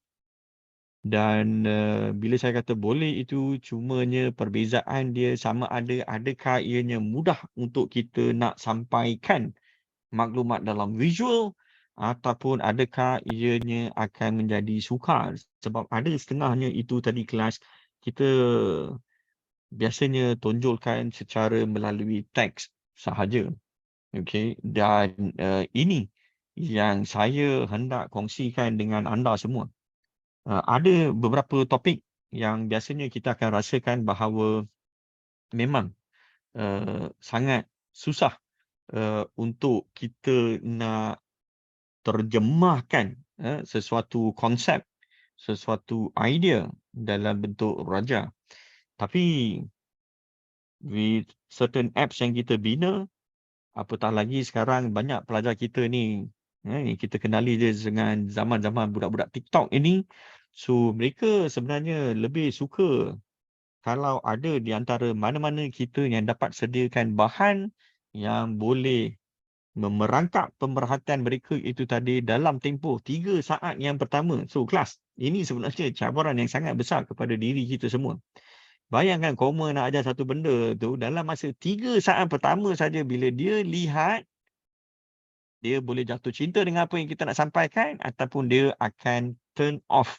Dia tak nak tahu langsung dengan apa yang kita nak sampaikan. So saya rasa ini sebenarnya adalah satu kata orang tu challenge yang sangat besar, terutamanya kita yang bergelar pendidik. Bayangkan kelas, macam mana ya kita nak sampaikan sesuatu topik itu. Saya minat dengan komen yang diberikan oleh Muhammad Haizul, new attention grabber. You see? So how are we going to get their attentions if for the first 5 seconds or 1 minute apa yang kita cerita itu tadi dia rasakan tak menarik. So jadi kelas, itu yang saya rasakan sebenarnya benda ini agak menyukarkan lagi untuk kita nak sampaikan apa yang kita buat. Kalau sebelum ini, dalam zaman-zaman kita yang sebelum ini kelas, kita boleh saja sampaikan secara penulisan dengan memberikan nota. Tetapi sekarang saya lihat pelajar-pelajar kita, dia lebih suka kalau ada animasi dan kalau ada cerita yang bukan saja cerita kelas, tapi ada visual yang menerangkan apa message yang ingin kita sampaikan. Itu sebabnya, perasan tak? Ramai pelajar kita, kalau kita dalam satu sesi itu ataupun 2-3 sesi yang kita ambil untuk nak menerangkan satu particular topik sahaja, tetapi bila mereka menonton YouTube, yang mana YouTube itu adalah ringkas tapi dia boleh summarizekan apa yang kita nak sampaikan dalam tempoh 2 ataupun 3 sesi tadi. So, kelas ini sebenarnya akan memberikan cabaran yang sangat besar. Okay? Dan kita jangan hairan kalau mana-mana komen dalam sesuatu YouTube itu tadi ada pelajar yang akan tulis, oh, senang macam ni saja ke? Dia akan mula comparekan cara yang kita ajar dengan cara yang mereka belajar di dalam apa nama YouTube, maybe Instagram ataupun TikTok, right? So this is actually a very big problem, right? Now, for me personally, as I am also teaching in Sunway International School, okay? So saya punya pendekatan dengan budak-budak di Sunway International School ini tadi, mungkin saya tak boleh bandingkan dengan sekolah-sekolah tuan-tuan dan puan-puan. Okay? Sebab di Sunway International School kami sebenarnya dibenarkan membawa gadgets. Diorang boleh bawa phone, diorang boleh bawa tablet, diorang boleh bawa laptop. So jadi sesi pembelajaran itu sekarang ini saya memang banyak beralih kepada visual. Tapi to be fair to all of you, yang mana pelajar-pelajar kita memang tak ada kebenaran untuk membawa gadget-gadget ini tadi. So I think what I like to do with you is very simple. Now, class, if sebelum ini kita katakan nak belajar pasal isi padu. So bila kita nak belajar pasal isi padu, katakan saya ada objek di sini tadi, tak ada pula. Yang gini. Okay. So jadi kelas. So yang ini semua kalau kita tanyakan dengan anak murid kita, so dia akan bagi tahu, oh ini adalah silinder. Dan bila kita bercerita pasal silinder, kita pun akan bagi tahu silinder ini tadi kita boleh cari isi padu dia, dan isi padu ini tadi diberikan oleh formula sekian. So jadi kelas. Imagine kita dulu pun belajar cara macam itu dan sekarang ini pun kita gunakan cara yang sama. Tapi sedangkan pelajar-pelajar ini tadi sekarang ini, mereka nak lihat aplikasi. Mereka nak lihat cerita di sebalik rumus itu tadi, apa yang mereka boleh gunakan. Ataupun bagaimana mereka boleh gunakan di dalam kehidupan harian kita. Alright. So, I think that is why nowadays it is very important for us to move on with lots of simple hands-on activity yang mungkin kita tak perlu pun beli barangan-barangan yang mahal kelas. Okay. Betul tuan, murid saya cepat faham jika saya terangkan soalan berayat dalam bentuk gambar rajah ataupun lakaran. Ya, memang betul. Itu yang sebenarnya memang mudah untuk pelajar dia nak kaitkan. Ini yang namanya connecting dots learning tu. Kita nak connectkan dot yang ayat-ayat itu tadi dengan gambar raja ataupun mungkin dengan barang-barang yang kita boleh gunakan. So jadi di sini saya akan sharekan satu eksperimen yang baru saja saya buat beberapa hari yang lepas. So eksperimen itu sebenarnya seperti berikut. You know what? I think I need to change the camera.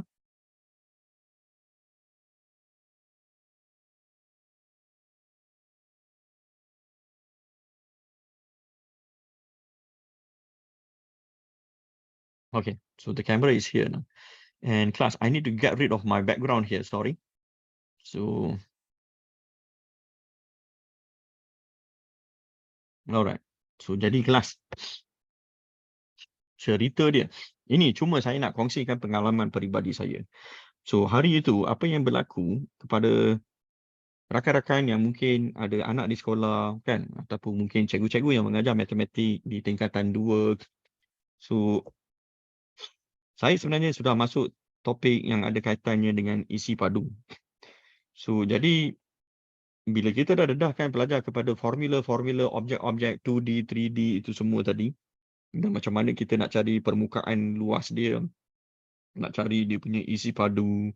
So, sekarang ini apa yang boleh kita lakukan tadi adalah sebab bila mereka tahu isi padu silinder apa, isi padu sfera tadi macam mana, so apa yang mereka kena buat. So ceritanya sekarang adalah seperti berikut. Di sini ada beberapa guling soalan tanpa mengukur menggunakan vernier caliper ataupun apa cara yang kita boleh gunakan untuk menentukan saiz diameter guli ini tadi dengan menggunakan idea yang mereka sudah pelajari berkaitan dengan isi padu. So, boleh tak mereka rangka satu model yang mana menggunakan silinder dan juga menggunakan air, mereka tadi boleh mencari saiz ataupun isi padu guli ini tadi. So, di sini sesi itu masa saya buat, kita terpaksa beri banyak hint sebab soalan seperti ini dia soalan open-ended. Okay. So, jadi kepada mana kita-kita yang terutamanya ajar subjek teknikal ini tadi, kalau dibiarkan soalan begitu dan kita nak murid kita buat, so biasanya agak menggeduka cita kan. So, mereka akan macam stuck. Okay. So, you just need to help them, okay, on how to move about, okay, eksperimen itu tadi untuk mencari dia punya si size yang ini tadi. Tapi macam mana kita boleh bantu tadi pelajar kita? Ini yang saya buat. So, saya bagi tahu pelajar, so kalaulah tadi saya ada masukkan air ke dalam bekas ini tadi, soalannya sekarang, bekas ini ada berapa air isi padu dia tadi kelas? So, berapakah isi padu airnya di sini? Of course, apa yang kita perlu buat? Kita kena tahulah dia punya diameter dan kita juga perlu tahu ketinggian air itu tadi. Itu yang saya lekatkan si pembaris ini tadi supaya bila kita bagi hint, so apa-apa yang kita suka, so kalau kat yang ini tadi saya akan gunakan vernier caliper, kita tunjukkan bacaan vernier caliper. So of course, walaupun itu sebenarnya dibuat secara online, but I really want them to participate. So after that, what we can do, having all these data ini tadi, soalannya apa yang akan berlaku kalau setiap kali kita masukkan guli ini tadi ke dalam bekas ini tadi. And then what will happen is that biasanya pelajar dia boleh jawab dengan tepat. Dia tahu air ini akan mula disesarkan.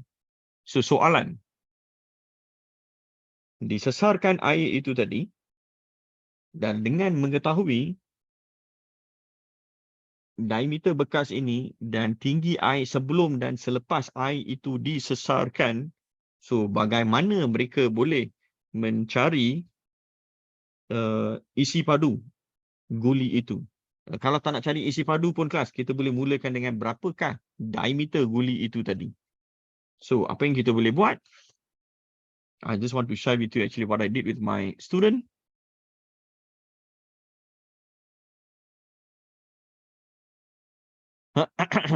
So, class.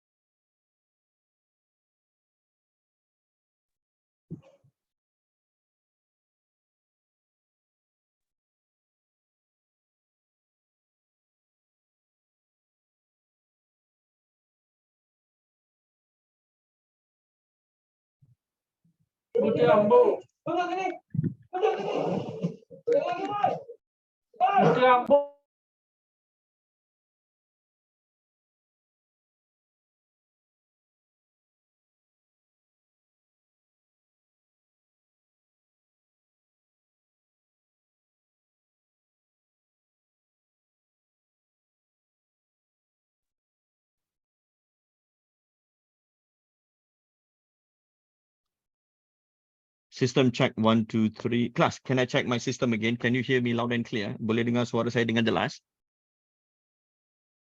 Okay, good. Alright. So, actually apa yang saya buat dengan pelajar masa tu adalah untuk kita. Alright. Nak cari si size ini tadi, memang kita terpaksa bagi tahu dia yang kalau tadi kita punya air dalam bekas ini tadi, rumus dia apa yang kita perlu gunakan. So, jadi kita memang kena tunjukkan yang si bekas itu tadi di sini. So di sini kelas, gambar ini saya tangkap masa tu on the spot, and then kita tunjukkan kepada pelajar supaya mereka boleh berikan bacaan air tadi. Dan kita juga lepas itu ada masukkan beberapa guli di dalam dia. Okey, dan kita suruh dia cari berapa ketinggian air ini tadi. So daripada data-data yang diberikan itu tadi kelas, barulah kita boleh bagi tahu apakah sebenarnya yang berlaku. So jadi daripada sini kita dapati bahawa kiraan yang kita dapat tadi adalah dalam 0.8215. Ini yang kita kira berdasarkan kepada formula-formula yang telah mereka ketahui.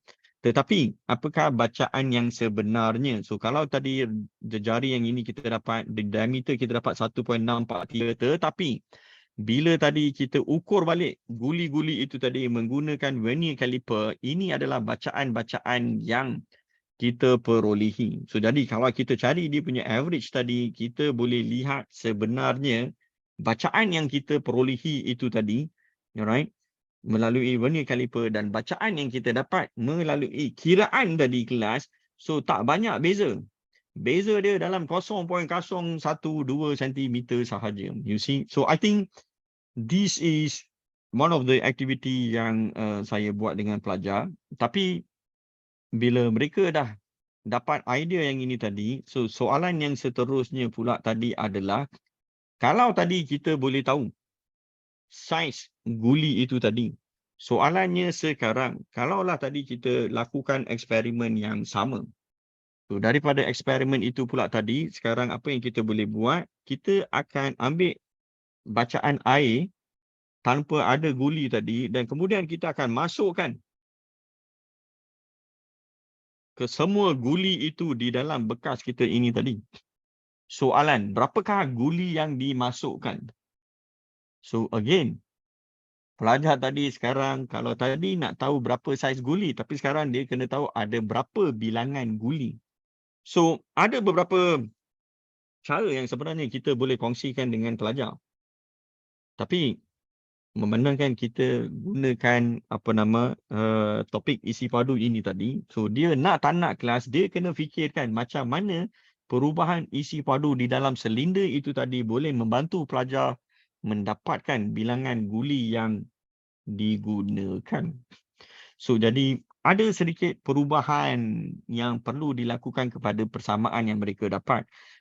Tapi yang menariknya di sini adalah pelajar actually dia dapat lihat match itu tadi, practicality value dia tadi. Sebab sebelum ini dia hanya mengira saja, tapi di sini kelas bila kita lakukan eksperimen ini pula, okey, ketinggian selepas air itu bila guli ini, jumlah bilangan guli dimasukkan berapa. So jadi, dan kita cerita dekat pelajar, kalau satu biji guli ini rumus dia. Kalau 2 biji guli ini. So dekat sini kelas dia kena deduce apakah rumus jumlah isi padu guli itu tadi kalau kita gunakan sebanyak N. So di sini sekali lagi apa yang mereka belajar dalam topik rumus algebra kelas. Ini ada orang kena kaitkan balik. Sebab diorang dulu tak tahu kan kenapa dia belajar rumus algebra. So daripada sini kita boleh tunjukkan daripada rumus ini tadi, bila you cari N, yang kita dapat di sini melalui kiraan adalah 27.39. Tetapi tak mungkin guli itu tadi dalam 27.3. Dia hanya boleh berikan nombor-nombor yang genap. Kan? Genap pula, nombor-nombor integer kelas. Dia boleh jadi 26, 27 ataupun 28. So jadi apa yang kita buat? Guli ini tadi kemudian kita tunjukkan dekat pelajar. So di sini kelas kita dapati gulinya tadi adalah sebanyak 27. Which is ngam dengan apa yang kita kirakan di sini tadi kelas. Sebab kalau tadi kita hampirkan, kita memang dapat di sini tadi 27. Okey, dan bila kita tunjukkan mereka berapa guli kita itu tadi kelas, memang 5, 10, 15, 20, 25 dan lagi 2 kelas. So all together it is 27. So jadi itu merupakan salah satu cara yang saya sebenarnya olah soalan ini daripada soalan Singapura. So kalau ada yang bertanya macam mana kita boleh dapat idea nak buat aktiviti dan menunjukkan secara visual kepada pelajar-pelajar. So jadi kelas apa yang saya buat tadi adalah kebanyakan soalan-soalan baik IGCSE, SPM, CBSE, IB, SAT or whatever ujian-ujian yang penting, yang utama yang kita boleh jumpa dalam dunia ini tadi. So kita ulahkan dia menjadi kepada dalam bentuk visual, dalam bentuk eksperimen. Okay. So tapi sebelum itu, apa kaitan dengan hidup mereka sekarang dan bila mereka akan guna keadaan ini? Oh, interesting. So jadi apa kaitannya dengan hidup? So kaitannya yang saya selalu beritahu kepada pelajar tadi adalah doing all this actually it helps you to develop the problem solving skills. Meaning soalan macam itu ataupun selepas ini, kalau tadi saya tak gunakan silinder tapi saya ubahkan bekas itu tadi kepada maybe cuboid.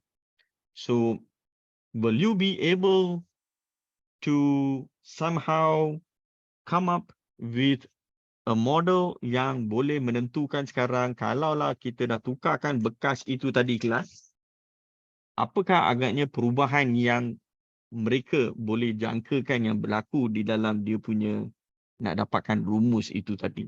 And I think what is important, apa yang Muhammad Haizul dia tanya tadi, apa kaitan dengan hidup mereka. So kaitan dia tadi bukanlah kita nak confinekan pemikiran mereka terhadap apa yang ada dalam silibus dan apa yang akan ditanya di dalam ujian. Tapi misi ataupun objektif kita sebenarnya adalah nak menyediakan mereka dalam kehidupan yang melangkaui silibus dan juga melangkaui apa yang mereka akan jumpa di dalam ujian. Malahan kita sendiri pun, kalau kita tanya diri kita kan, yang kita sebelum ini kita belajar sejarah, kita belajar BM, kita belajar English, kita belajar macam-macam subjek lagi kan. So apa gunanya? Betul tak? Kan? Kita pernah tanya kan, kenapa aku belajar benda ni ya? Bukannya nak guna pun.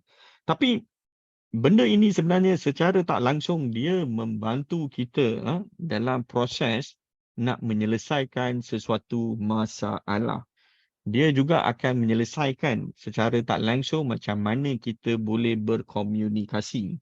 So saya rasa itu yang sebenarnya kenapa kita kena jelaskan kepada pelajar. Apa yang you belajar ini bukanlah you akan gunakan directly seperti apa yang you akan jumpa di dalam exam. Tetapi benda-benda ini tadi sebenarnya dia akan menjadi foundation yang akan membina scaffolding you tadi nanti bila you melanjutkan pelajaran ke peringkat yang lebih tinggi ataupun lebih sesuai lagi di dalam kehidupan mereka nanti bila mereka dah tamat sesi persekolahan. Alright. So again, kadang-kadang itulah saya pun macam apa yang Muhammad Haizul katakan, apa kaitan dia? Sebab pelajar pun kadang-kadang dia akan tanya, kenapa kami perlu belajar benda yang ini? Sedangkan pergi ke kedai pun kelas, kita tak kata dekat kedai tu, saya nak minum minuman air sebanyak 200 cm3. Am I right? Do we say that? No, we don't. But then why you are learning this? All right? So there must be a reasons why it is not as what they think yang saya ni tak guna. So saya belajar ini sebenarnya banyak membuang masa.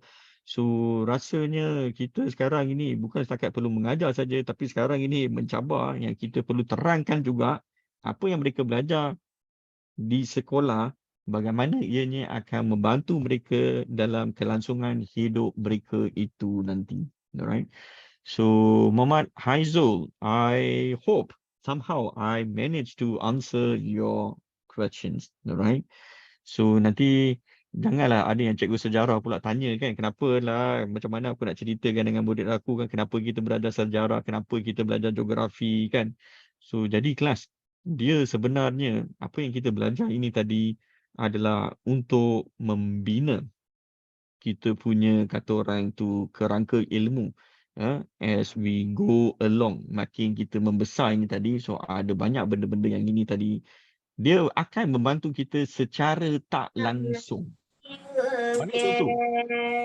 kita macam yang belajar matematik ini tadi. Kita belajar bahasa Melayu. So bahasa Melayu kita ada belajar cara nak menulis suratnya. So adalah tata bahasa yang terlibat. Walaupun kita belajar dulu agak complicated. Tapi disebabkan komplikasi itulah tadi kelas, kita sekarang boleh kata orang berkomunikasi dengan mana-mana orang ataupun sesiapa jua secara kata orang itu lebih berhemah. Okay. Tak adalah kita belajar bahasa tapi secara praktikalnya kita gunakan bahasa itu untuk condemn orang, untuk nak cerca orang. Tak juga. So saya rasa tiba masanya kita juga perlu terapkan, sulamkan dengan nilai-nilai murni, nilai-nilai moral, nilai-nilai agama dalam apa yang kita buat. Okay. So I think that is what is important. Setuju. Saya selalu kaitkan topik yang diajar dengan kehidupan sebenar. Yes, Salina, memang. Saya pun kadang-kadang memang terpaksa buat begitu. Sebab mereka bukan lagi macam zaman kita. Zaman kita dulu apa yang kita diberikan, kita ambil saja input-input dia. Walaupun kalau kita tanya pun, kita tanya dengan kawan-kawan sendiri, ya dok? Apa lah yang cikgu sembang ni tadi? Teman tak faham apa-apa kan? Bila nak gunanya kan? Tapi kita sekarang ini untuk nak memberikan clarity, pemahaman, so rasanya memang kita kena suka tak suka memang kena kaitkan dengan kehidupan. Okay. So jadi apa yang ditanya oleh komen yang diberikan oleh Cikgu Salina, so memang betul lah. Memang kita kena berikan justifikasi kenapa, mengapa kita belajar sesuatu perkara itu tadi. Right? PBL STEM adalah salah satu pedagogi yang sesuai. Oh yes. Muhammad Haizul, Karama Insania. Oh yes. Itu pun sebenarnya betul juga. Ini yang selalunya kita nakkan mereka itu yang selalu kita gunakan ayat apa nama ayat ni? Kemenjadian. Kemenjadian pelajar kita, kemenjadian murid kita. Bukan saja mereka setakat belajar dan duduk ujian, skor kan. Tapi kita nak juga mereka ilmu itu betul-betul mereka hayati lah. So that is the thing. And Nur Azimah, thank you for your feedback also. PBL, STEM, pedagogi dia. So jadi apa lagi yang kita boleh buat dengan si visual-visual ini tadi? Sebenarnya banyak. Terutamanya macam saya yang mengajar matematik tambahan ini, yang sebelum ini kadang-kadang pelajar dia tanya, kan? Kenapa kita belajar benda ni? Salah satu soalan yang mungkin tuan-tuan dan puan-puan juga yang ada boleh tanya kan, kita belajar transformasi kenapa? Kita belajar pasal bulatan kenapa? Kita belajar pengambilan, kita belajar pembezaan, kita belajar trigonometri. Semua ini untuk apa? Sedangkan kalau kita nak beli apa-apa pun, kita takkan pun pergi dekat kedai dan kita tanya dengan tokek yang buat capati ke apa ke, tolong buat capati untuk saya yang diameter dia dalam 20 cm dan thickness ketebalan dia dalam 2 mm. Kita tak buat begitu. Kan? Tapi kenapa kita perlu belajar benda-benda ini tadi? Okay. So itu yang saya bagi tahu. Bukanlah semestinya you masuk dalam bidang kejuruteraan baru you nampak apa nak digunakan ni tadi. Bukanlah sepatutnya dimasuk dalam bidang-bidang tertentu untuk you lebih faham kenapa, mengapa, bagaimana kita belajar semua-semua ini tadi. I think what is most important over here is that for us as the educator, we just need to tell our students that all this, whatever you learn, okay, maybe you are not going to use it directly in your life, tapi secara tak langsung, benda-benda ini tadi, dia membantu you mungkin di dalam bidang yang lain. Okay, so bidang yang lain yang macam mana? Tak tahulah, mungkin ada setengah tu yang nak minat buat catering. Ada setengah mungkin yang minat nak jadi plumbing, semua-semua tu kan, yang dia minat dengan benda-benda ni. So, I think what is most important for us nowadays, okay, whatever methods yang cikgu-cikgu nak gunakan, mungkin ada yang tak setuju dengan si pendedahan visual ini tadi. Mungkin ada yang lebih minat dengan audio ataupun penulisan, kan? So, ini semua bagi saya dia bergantung kepada keadaan, bergantung kepada anak murid kita. Mungkin pendekatan yang saya gunakan visual ini tadi, mungkin pelajar-pelajar di sekolah tuan-puan dia tak boleh adapt. Mungkin pendekatan dia kena lain. So jadi apa yang kita boleh buat di sini adalah saya rasa kita perlu raikan segala bentuk sesi pembelajaran dan pengajaran yang kita buat. Okay. Betul cakap Rajinda. Semua perkara yang kita belajar ada sebab dan saya sentiasa beri justifikasi kenapa kita belajar sesuatu benda. Ya. Terima kasih Nur Kusmawati. Alright. Fadila, setiap perjalanan kehidupan ada matematik. Yes. Ini saya memang percaya. Okay. Apatah lagi bila saya dah habis buat saya punya kejuruteraan dan saya kerja sebagai proses engineer. Dalam tempoh 7 tahun pengalaman sebagai seorang jurutera, saya sebenarnya melihat matematik bukan lagi daripada lensa menjawab secara latitubi semata-mata.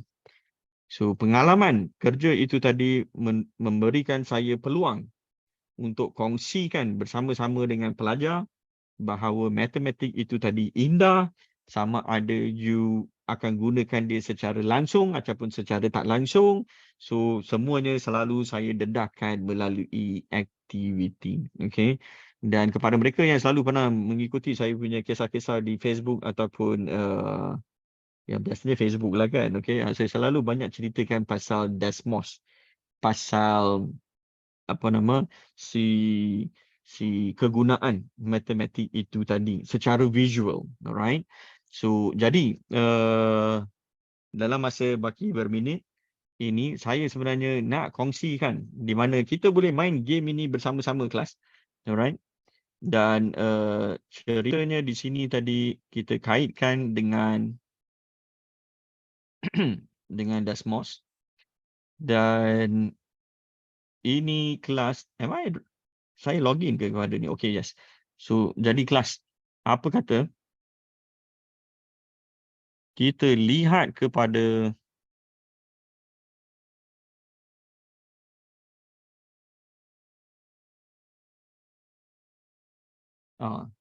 ini cuma saya nak kongsikan yang baru-baru ini masa kita ada sambut Ramadan. So jadi kelas ini yang saya nak tunjukkan di sini ya. Ini sebenarnya adalah apa yang saya buat menggunakan Desmos. Okay.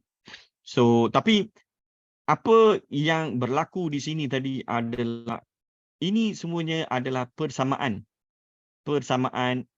matematik yang digunakan untuk create card ini tadi kan.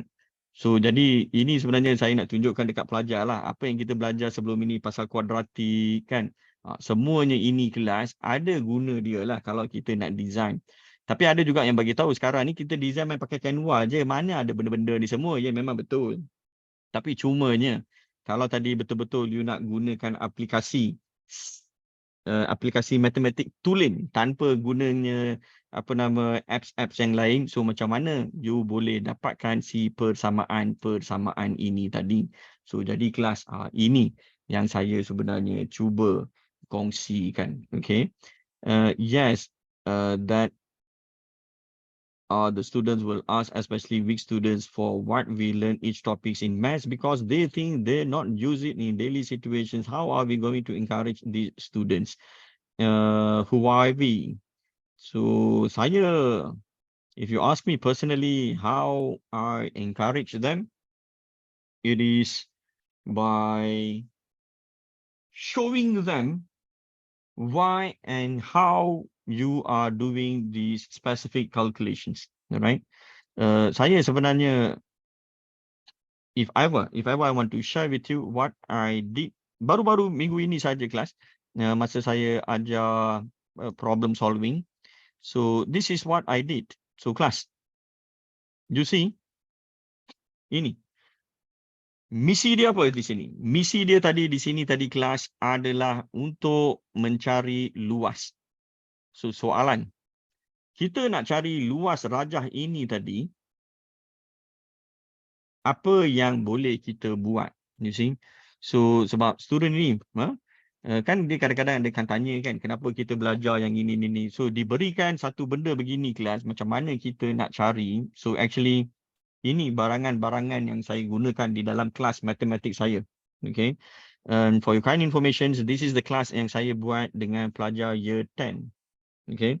So dan nak menunjukkan dia lagi macam mana kita nak cari luas gambar rajah itu tadi kelas. So apa yang saya buat tadi adalah terjemahkan gambar rajah itu tadi ke dalam GeoGebra, and then selepas itu kita kira jawapan menggunakan GeoGebra, dan kita juga mengira secara rumus-rumus matematik yang diorang tahu tadi untuk mencari dia punya luas itu tadi. Dan bukan ini saja, dia ada banyak lagi topik-topik menarik yang saya gunakan soalan daripada buku teks yang kita terjemahkan kepada aktiviti.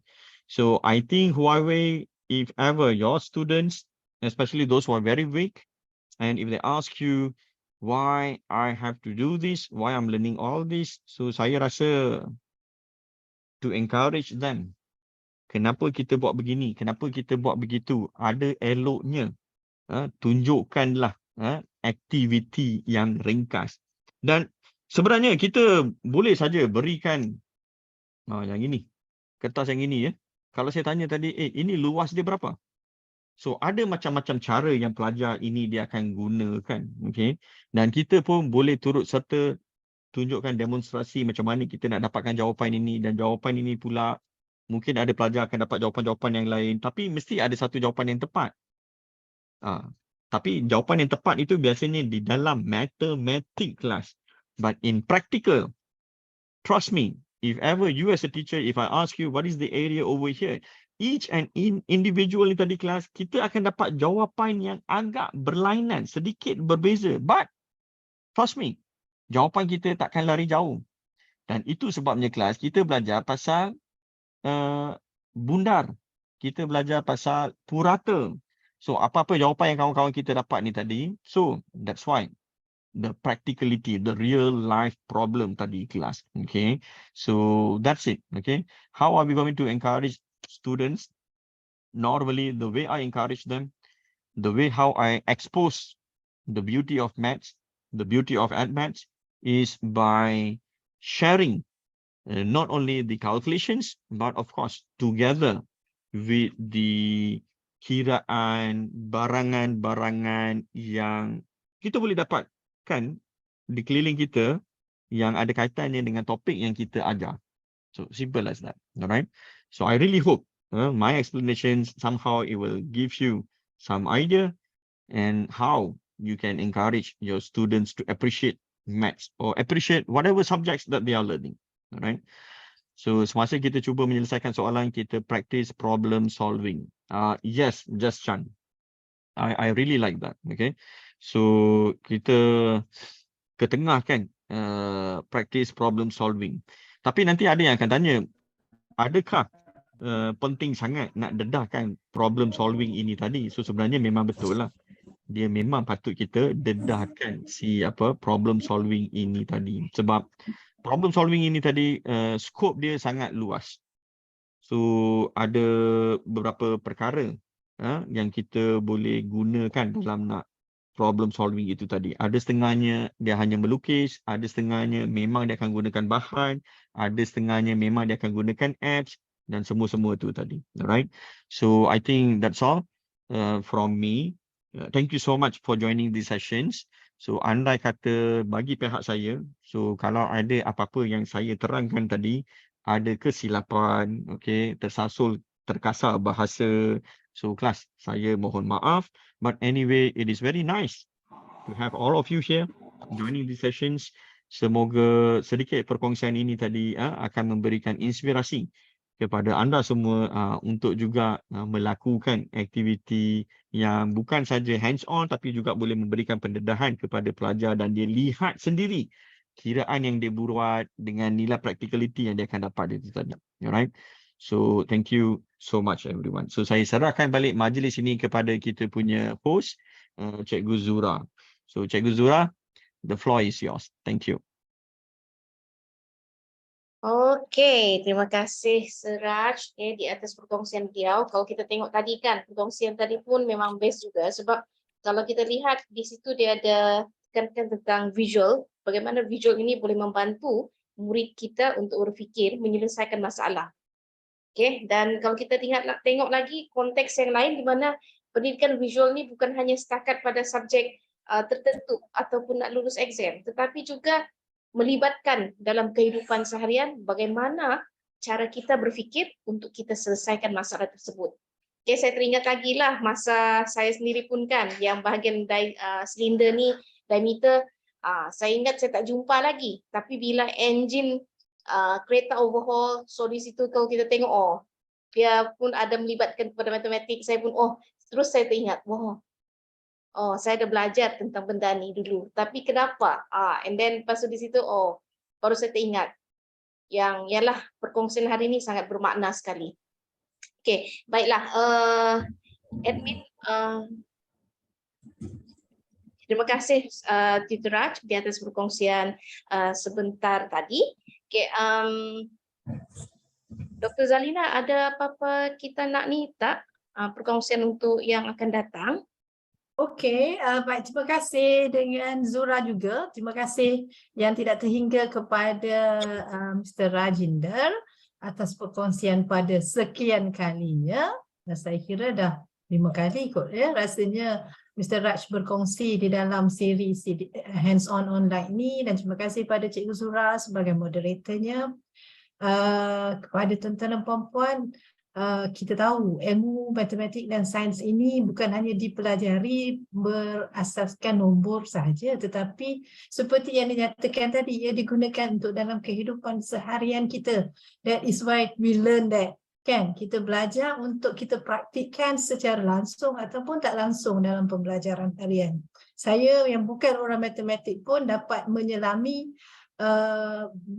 keperluan itu. Kita tahu itu adalah sesuatu yang perlu, sebab tu kalau kita kata anak-anak kita perlu belajar 3M kan, membaca, dan ada di situ mengiranya.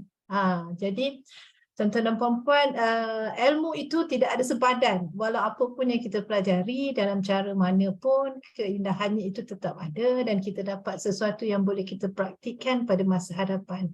Terima kasih sekali lagi kepada Mr. Raj dan juga Zura atas perkongsian ini. Kita berbicara untuk minggu depan pula. Hari ini nombor yang cantik, minggu ke-99 untuk sesi hands-on online. Dan pada minggu hadapan, seperti yang kita katakan, ialah minggu yang ke-100 kita ke udara. Berarti kita dah masuk tahun kedua melalui siri atau sesi perkongsian selama 100 minggu tanpa henti, kecuali pada hari raya yang baru lepas. Jadi paparan ini menunjukkan pada minggu depan merupakan sesi khas yang ke-100. Yang kita tampilkan bersama-sama dengan kita ialah ada penampilan istimewa dari Menteri Pendidikan sendiri, dari Datuk Dr. Amin Senin sendiri, dan seperti biasa Datuk Mahendra akan berada dalam sesi snippets and snippet reflect on, dan saya sendiri akan menjadi moderator.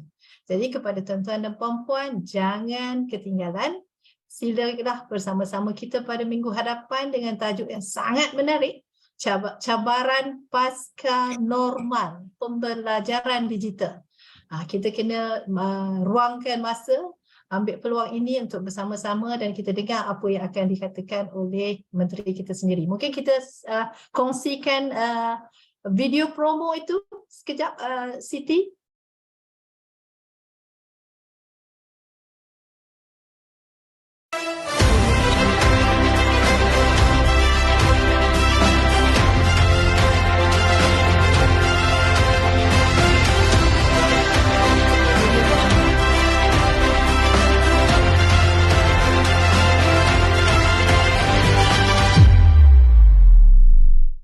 Wow, not bad.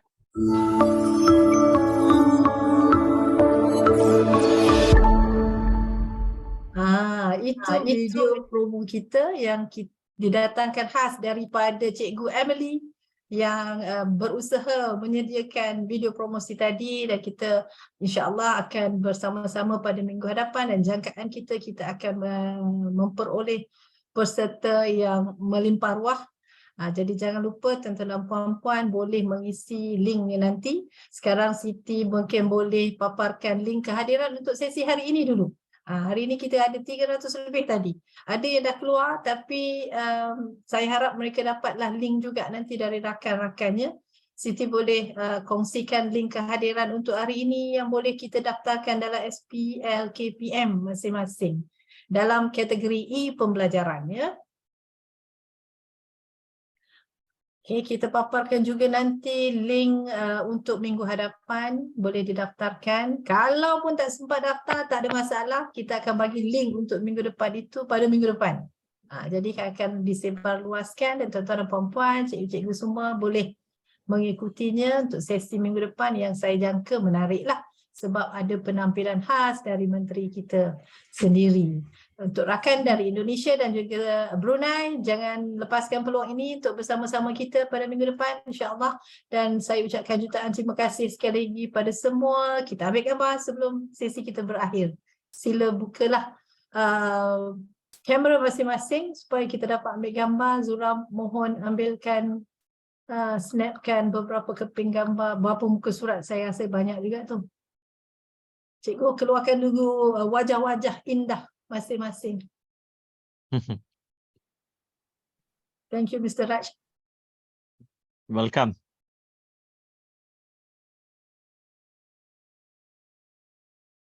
Sekejap ya.